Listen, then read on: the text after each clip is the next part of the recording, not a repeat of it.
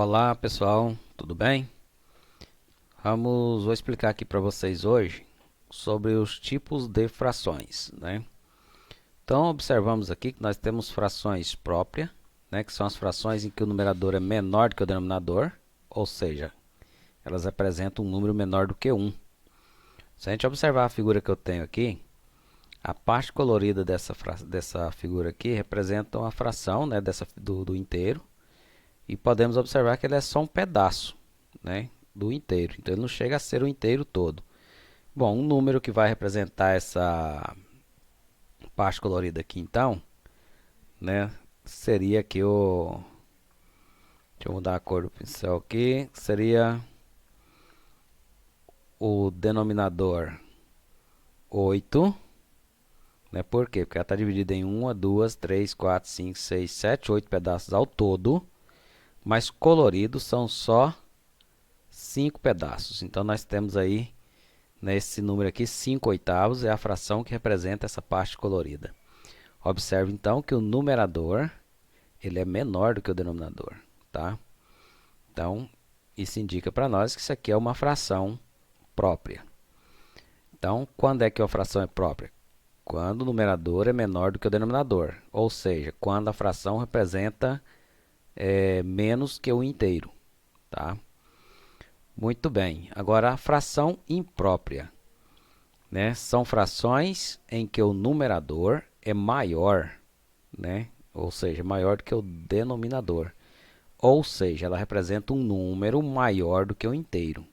Vamos entender isso? Nós temos aqui, ó, se vocês observarem as figuras aqui, eu tenho duas figuras.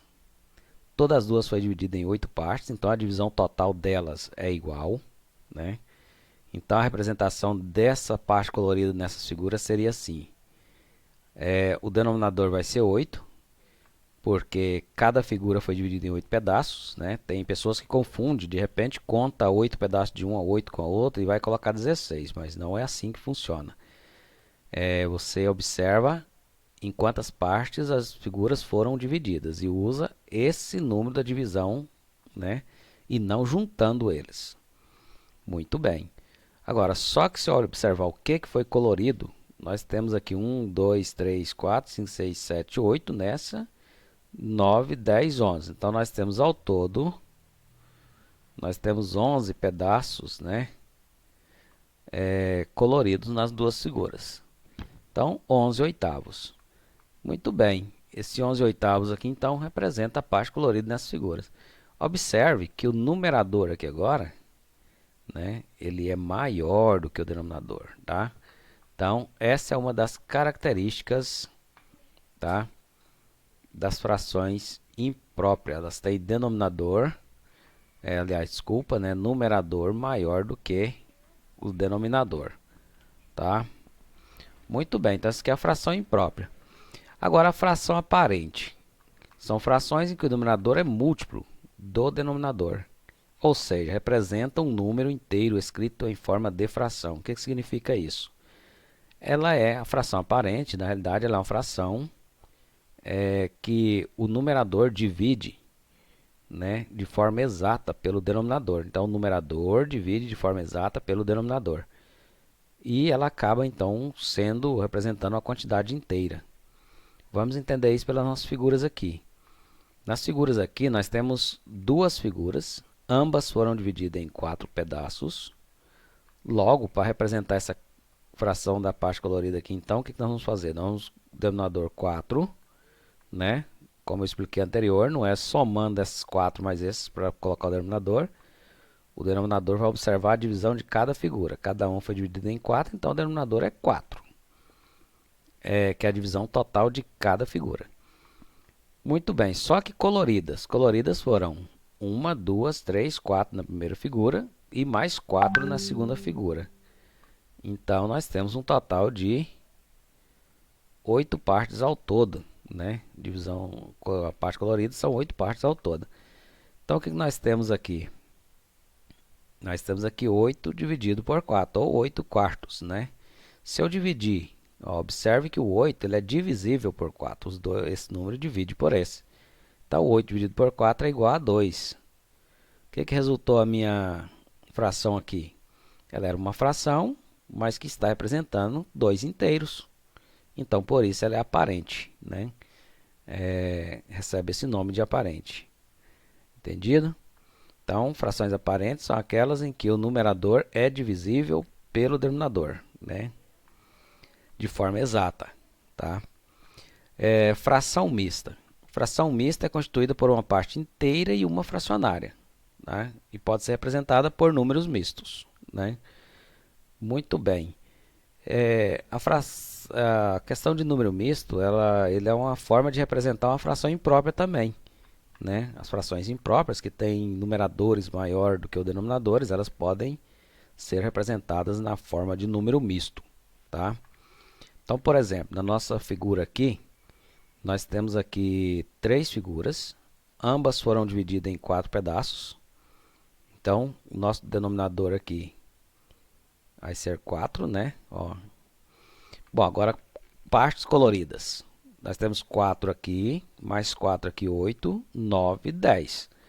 Então, nós temos ao todo 10 partes coloridas, tá? Então, observe que é uma fração imprópria também. Nós temos aqui o numerador maior do que o denominador. Bom, mas e como que eu represento essa fração na forma mista? Como disse aqui, ó, pode ser representada por números mistos. Bom, para representar isso aqui em número misto, a gente vai ter que fazer uma divisão. Então, isso aqui significa 10 dividido por 4. Então, a gente vai pegar aqui 10 e vamos dividir por 4. Muito bem. Então, 10 para dividir por 4 vai ser 2, né? 2 vezes 4 vai dar 8. Se a gente subtrair aqui para ver o que sobra, né? Vai ficar aqui 10 menos 8. Vai sobrar 2, né? E vamos parar a divisão aqui. Agora, olha o que vai acontecer. Nós vamos fazer o seguinte. Esse número aqui, que é o quociente aqui, ele representa para nós a parte inteira do nosso número misto. Então, são 2 inteiros.